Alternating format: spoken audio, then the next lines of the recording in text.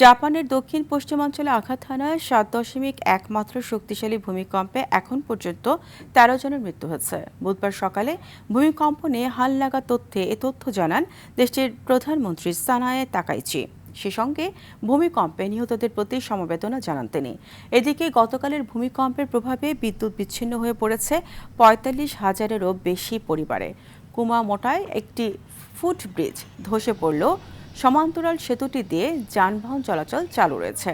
এছাড়া বিভিন্ন ভবনের ধ্বংসস্তূপে উদ্ধার তৎপরতা চলছে। ইতোমধ্যে ১ থেকে ৬ মাত্রার অন্তত ৬১টি আফটার শক রেকর্ড করা হয়েছে। ভূমিকম্পের কেন্দ্রস্থলটি অগভীর হওয়ায় আরও শক্তিশালী আফটার শকের বিষয়েও সতর্ক করেছে দেশটির আবহাওয়া সংস্থা।